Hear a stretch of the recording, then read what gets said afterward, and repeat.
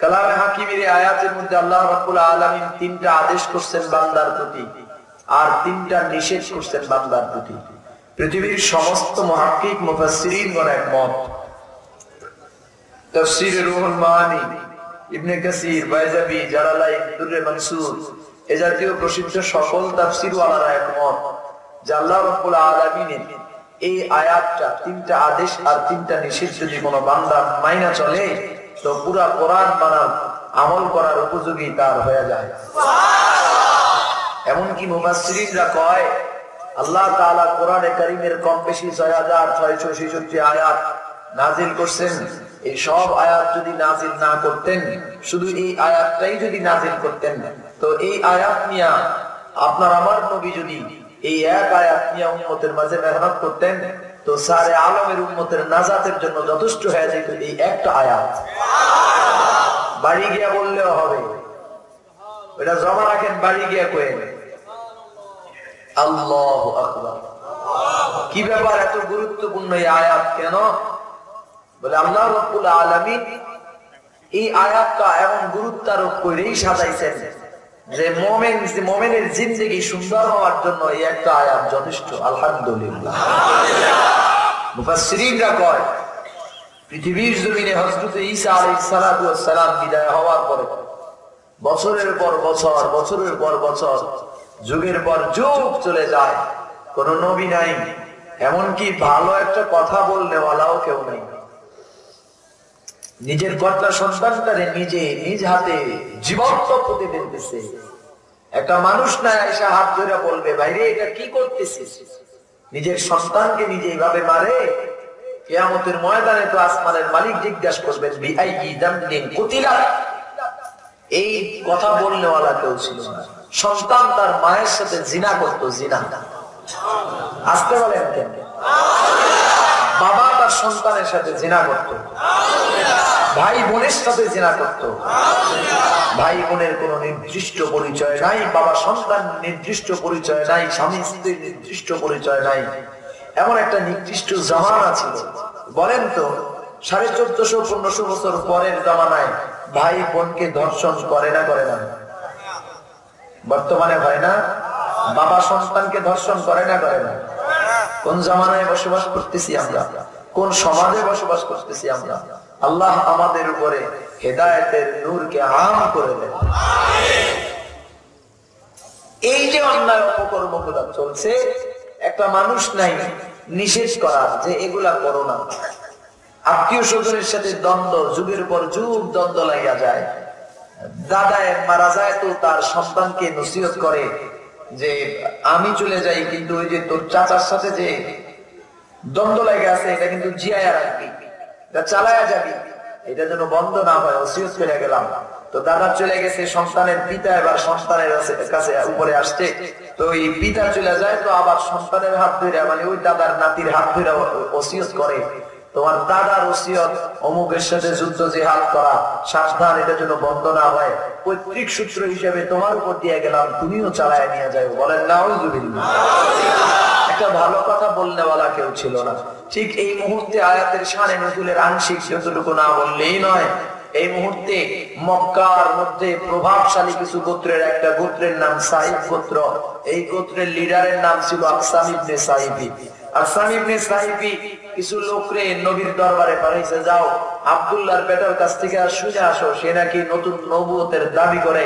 তো তার কাছে গিয়া দুইটা প্রশ্ন করবা, জবাব নিয়ে আসবা, আর পাশাপাশি তার কাছ থেকে যদি কোনো অন্য তার কোনো বক্তব্য থাকে সেটাও নিয়ে আসবা। তো লোকগুলা আপনার আমার নবীর সামনে এসে বসছে। কেউ কেউ বলেন যে এই মুহূর্তে আল্লাহ আয়াত নাজিল করছেন, কেউ বলেন একটু আগে নাজিল করছেন, তো নবী আয়াতটা তেলাওয়াত করে মাত্র শুনাইতেছেন সাহাবায়ে কেরামের বৈঠকে। এমন সময় এই লোকগুলা হাজির হয়ে আপনার আমার নবীরে দুইটা প্রশ্ন করছেন। একটা প্রশ্ন মান আনতা, 2 নাম্বার প্রশ্ন মা আনতা। 1 নাম্বার আপনি কে, 2 নাম্বার আপনি কি। নবী আরবি জবাব দিলেন আনা মুহাম্মদ ইবনে আব্দুল্লাহ। 2 নাম্বার প্রশ্নের জবাব আনা আব্দুল্লাহ ওয়া রাসূলুহু মুহাম্মাদুর রাসূলুল্লাহ। সুবহানাল্লাহ। নবী আরবি দুই প্রশ্নের জবাব দিলেন। লোকগুলাই কয়, তো আপনি যদি আল্লাহর প্রেরিত নবী হয়ে থাকেন, তাহলে আল্লাহর পক্ষ থেকে কোন চিঠি, কোন পত্র, কোন বয়ান ভাষণ আছে নাকি আপনার কাছে? তো নবী আরবি কয়, অবশ্যই আছে। কি? আল্লাহর নবী তিলাওয়াত করতেছেন, বিসমিল্লাহির রহমানির রহিম, ইন্নাল্লাহা ইয়া'মুরু বিল আদলি ওয়াল ইহসান وإيتاء ذي القربى وينهى عن الفحشاء والمنكر والبغي يعظكم لعلكم تذكرون। লোকগুলোর চেহারা পরিবর্তন হয়ে গেছে, চোখ বড় বড় হয়ে গেছে, মনে হয় যেন আসমান থেকে জমিনে পড়ছে। কয় কি? এমন কথা তো জীবনে কোনোদিন শুনি নাই। মুফাসসিরিনরা কয়, যে আয়াতটা আপনি তেলাওয়াত করে শোনালেন, এই আয়াতটা কি আরেকবার শোনানো যায়নি? আরেকবার শোনান। তো আল্লাহর হাবিব, আল্লাহর বন্ধু আবারও তেলাওয়াত করে আয়াতটা শোনালেন। লোকগুলাই কয়, আবারও একবার শোনান। আপনার আমার নবী আবারও তেলাওয়াত করে শোনালেন। তাফসীরে কিতাবে পাওয়া যায়, লোকগুলার নবী আরবির কাছ থেকে এমন ভাবে আয়াতটা তেলাওয়াত করে করে শ্রবণ করেছেন, তেলাওয়াতটা শুনে শুনে লোকগুলার কলিজায় মুখস্থ হয়ে গেছে। আয়াত নিয়া গোত্রের লিডার, গোত্রপতি আকসাম ইবনে সাইদের দরবারে যায়। ওগো নেতাজি, জবাব কিন্তু নিয়ে আসছি আমরা। কি জবাব বলো? প্রথম প্রশ্নের জবাব হলো মুহাম্মদ ইবনে আব্দুল্লাহ। দ্বিতীয় প্রশ্নের জবাব আব্দুল্লাহ ওয়া রাসূলুহু, আল্লাহর প্রেরিত পয়গম্বর এবং আল্লাহর গোলাম। আকসাম ইবনে সাইবি কয়, তো আল্লাহর গোলাম হইলে, আল্লাহর প্রেরিত নবী যদি হয়, তাইলে আল্লাহর পক্ষ থেকে তো নিশ্চয়ই কোন মেসেজ আছে। কও না আমার কি মেসেজ নিয়ে আসছি। লোকগুলা আকসাম ইবনে সাইবিরে শোনায় দেয়, ইন্নাল্লাহা ইয়া'মুরু বিল আদলি ওয়াল ইহসান। আকসাম ইবনে সাইবি কয়, আমি শিক্ষিত ঘরের সন্তান, উল্লেখযোগ্য গোত্র আমার। এই মক্কার জমিনের যত প্রসিদ্ধ গোত্র আছে, প্রসিদ্ধ গোত্রের মধ্যে আমার গোত্রটাও প্রসিদ্ধ।